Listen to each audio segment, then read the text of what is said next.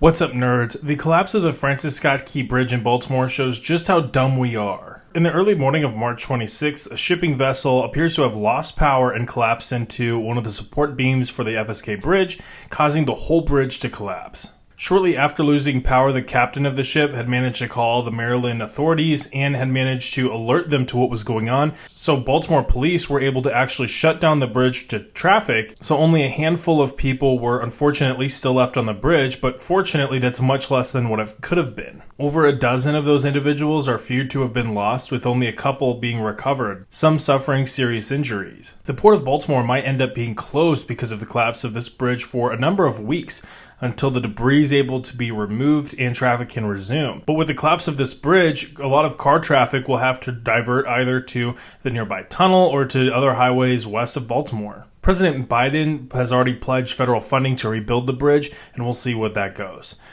And that's pretty much it. That's what happened. That's what we know what happened yesterday. So you have the accident, you have tragic consequences, and then you have major impacts to a major U.S. port and to a major highway. This can be resolved within months to a couple years. The cleanup of the debris should only take a few weeks before traffic to and from the Port of Baltimore can resume, but the bridge being rebuilt might take a little bit longer. You might remember the collapse of the small overpass in I-95 that took about a month or two to rebuild, and that was with 24/7 construction operations.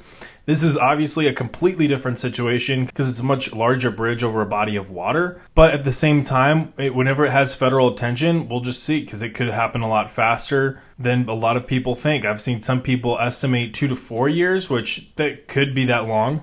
But given the importance of this bridge, it might take a little bit faster. Now, what exactly is the issue of that happened? Because we have the event that took place, but how did this event show that we're all complete idiots as a society? Well, a bunch of people saw that the bridge was hit by a ship and did not proceed to do any further critical thinking. One major meme account implied that this collapse was due to U.S. aid to Ukraine, as if retired U.S. military stoppages and already accounted for U.S. defense spending has anything to do with U.S. infrastructure, and as if U.S. aid to Ukraine had anything to do with a ship losing power and crashing into a bridge. Andrew Tate said that this was the beginning of a Black Swan event, and this was followed up by another tweet from a former U.S. Army general, and this included some claims that this was due to a cyber attack. Now, as a guy with a background in cybersecurity, I'm just going to take this stance that if somebody is saying that it's a cyber attack and they are not CISA, the NSA, or the FBI, I'm going to kind of take a pause and probably not say that it was a cyber attack. That being said, we still need to learn why the ship lost power. Was it due to just a benign mechanical failure,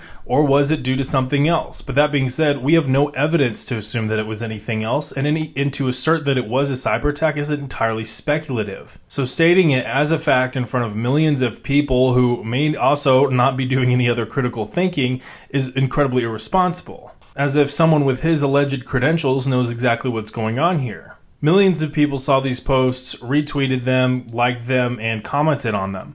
I scrolled through some of the comments on the Mirror post, and luckily a lot of them were kind of calling that account on what it had said. But still, a lot of people might have come in contact with a post like that and not known any better. Now, there's a reason that I think that people like to pick up these kinds of storylines in their head and at least, propagate them. And it's because people love a good story. And that's not necessarily anything bad on them. I love a good story too. And we would all hate to see that the real world is way less exciting and a bit more boring than what the movies and the TV shows make it out to be. That takes us to the concept of Occam's razor, which I think is invaluable when looking at world events as they happen and trying to assess what's going on. That's a principle that often the simplest explanation is the correct explanation. It's boring and it's not as fun, but oftentimes it's going to be way more accurate than what the other theories are. It might be exciting to think that we just witnessed the dawn of World War III. A cyber attack in the Port of Baltimore, taking down a bridge, which draws us in. That's like the plot out of a Tom Clancy novel. But just because there's tension in the world, that doesn't mean that accidents don't still happen. And, goofy things like this can't just happen on their own in isolation. But if I tweet that out, I get like 3 likes. But if I tweet something crazy like, the ship lost control because the Chinese government made it lose control, maybe it gets a lot more, attention, even with people negatively engaging with it. Like maybe they retweet it or comment on it, that Twitter sees that and gives it more impressions, just because that's how social media works. It sees that the post is getting reactions, and it's going to send it to more people for more reactions. Of course, that feeds my dopamine because it shows me, okay, well, that apparently triggered some people, and now I'm enjoying this whole Twitter thing because then I'm going to get paid $5. Even if it's hate engagement, it's still just engagement. The issue is the people that follow me on Twitter, they're intelligent enough to know that if I say something like that that's completely silly and they're going to call me on it. But the people that don't, and a lot of the people that don't, they might see that and not know any better. Oftentimes, people just want to see what they want to see. It's confirmation bias. They have their opinion, they have their belief on what they're looking at, and they want others to confirm that opinion. And it hurts, even as an adult, to be confronted with the idea that maybe your opinion is just incorrect or it's based on incorrect assumptions. That's not fun. It requires humility to look at that. And that's why our society has come up with terms like my truth. And ironically, one of the largest groups of people that dishes on the term my truth is also one of the softest people, and they have their own truth, whether they like to admit it or not. As if truth can't just be objective and completely agnostic to what anybody else thinks. It's true that this ship lost power in the port of Baltimore, and it's true that it collapsed into a really old bridge, and it's true that the bridge collapsed. These are truths. It's also true that right now, at the time of this recording, on March 27th, 2024, we don't know many other details aside from that. We only know what we saw and what has been reported to us. Anything beyond that at this time isn't truth, it's an assumption. We need to separate our facts from assumptions. And once we do that, that really gives us a much better perspective on what we're looking at and how we can really go forward analytically.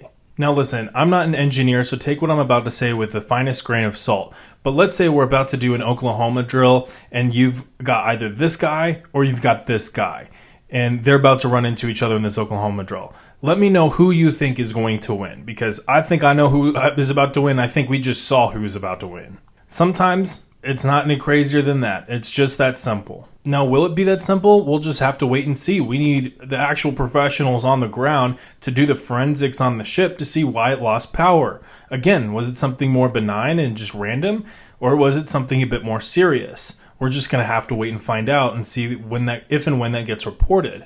But in the meantime, with all the unknowns, we're just going to have a lot of speculation. And that's how we end up with stories about the fall of the Western civilization because a bridge in Baltimore collapsed. And with all that, I want to hear your thoughts on this because, listen, I just shared my opinion on this whole situation. I want to hear your opinion on this situation. Like this video if you liked it, and like it if you didn't like it, and you just want to hit a button. That's a good button to press. Also, subscribe to this channel for more analysis on defense and international affairs. This is coverage on a slightly different topic, even though the same concept of people just rushing to conclusions and speculating wildly, that does extend greatly into what we end up talking about. I try to be very careful about that kind of thing on this channel, and I do often stick to Occam's razor here. So with all that, I will see you all later. Bye.